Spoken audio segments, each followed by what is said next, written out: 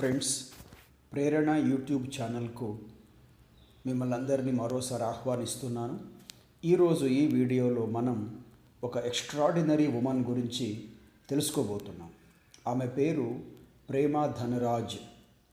తమిళనాడుకు చెందిన వ్యక్తి అయినా కూడా బెంగళూరులో స్థిరపడ్డ ఈమె మనందరికీ ఒక గొప్ప ఇన్స్పిరేషన్ అని చెప్పొచ్చు. ఎలా అంటే, ఆమె కేవలం 8 ఏళ్ల వయసున్న చిన్న పాపగా ఉన్నప్పుడు తన వంటగదిలో ఆడుకుంటూ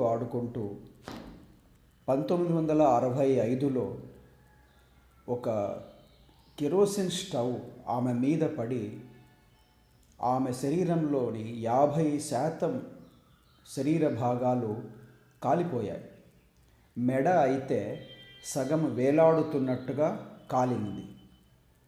ఆ పరిస్థితులలో ఆమెను చూసిన వాళ్ళెవ్వరైనా బతుకుతుందని అనలేరు. అలాంటి స్థితిలో ఉన్న ఆమెని హాస్పిటల్ చేర్పిస్తే డాక్టర్స్ ఆమెకు సర్జరీ చేయాలని చెప్పి చేసే ముందు ఆ అమ్మాయికి హోప్ అంటే ఆశ, నమ్మకం కలిగించాలని, తను బ్రతుకుతుంది అని తను నమ్మాలని, వాళ్ళు నువ్వు పెరిగి పెద్దయ్యాక ఏమవుతావు అని అడిగితే ఆ అమ్మాయి అనిందట, ఆ పరిస్థితుల్లో నేను పెరిగి పెద్దయ్యాక ఇదే హాస్పిటల్లో మీలాగనే డాక్టర్ని అవుతాను అని. పిల్లలందరూ అంటుంటారు కదా, నేను పెద్దయ్యాక డాక్టర్ని అవ్వాలనుకున్నాను, ఇంజనీర్ అవ్వాలనుకున్నాను, ఐఏఎస్ రాయాలనుకున్నాను అని. కానీ ఆ అమ్మాయి చెప్పిన సమాధానం చూడండి. తను ఏమనింది? ఇదే హాస్పిటల్లో మీలాగే నేను ఒక డాక్టర్ని అవుతాను అని చెప్పింది. అది నిజమైందా అంటే అయ్యింది. ప్రేమా ధనరాజ్ అనే ఆ చిన్న పాపకు ఆ రోజు ఒక సర్జరీ చేశారు. అది చాలలేదు.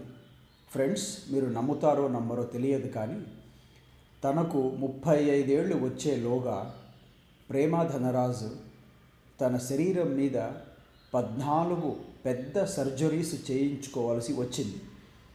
She had to undergo 14 major surgeries on her burnt body. కానీ ఆమె అన్నిటినీ కూడా ఎంతో ఓపికగా భరించింది. 14 సర్జరీస్ చేసుకున్న తర్వాత కూడా ఆమె తన జీవితం పట్ల ఎటువంటి దశలోనూ నమ్మకం కోల్పోలేదు.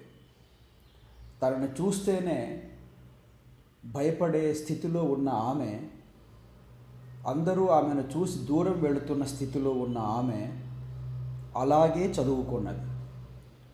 సొసైటీలో ఉండే ప్రజలు తన గురించి రకరకాలుగా అనుకున్నా, కొందరు మరో రకంగా పిల్లలని కూడా ఆమె దగ్గరికి పోవద్దని చెప్పిన పరిస్థితులలో కూడా ఆమె అన్నిటినీ గుర్తుపెట్టుకోకుండా చదువుకొని అదే వేలూరు హాస్పిటల్ తమిళనాడులో ఆమె డాక్టర్గా చేరింది.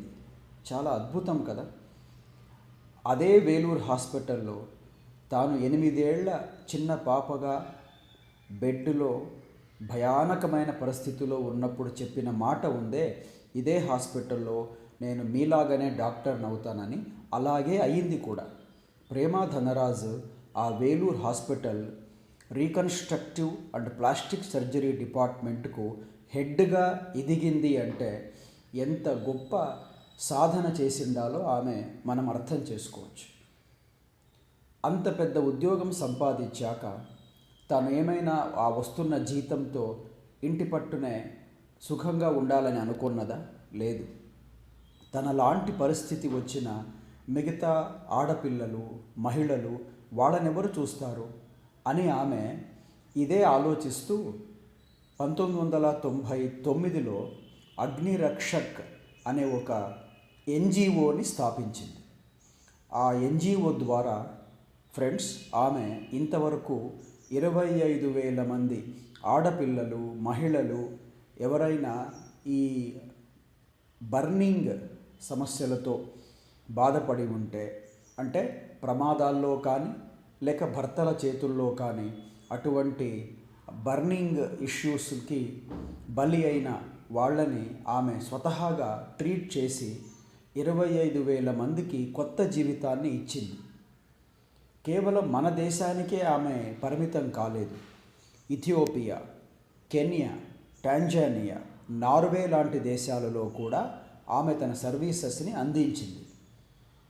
తన శరీరమే 50% భాగాలు కాలిపోయినా కూడా ఇతరుల గురించి ఆలోచించి అంతమందికి కొత్త జీవితాన్ని ఇచ్చిన మన ప్రేమ ధనరాజుకు 72వ ఏట మన కేంద్ర ప్రభుత్వం పద్మ అవార్డు ఇచ్చింది ఈ సంవత్సరం.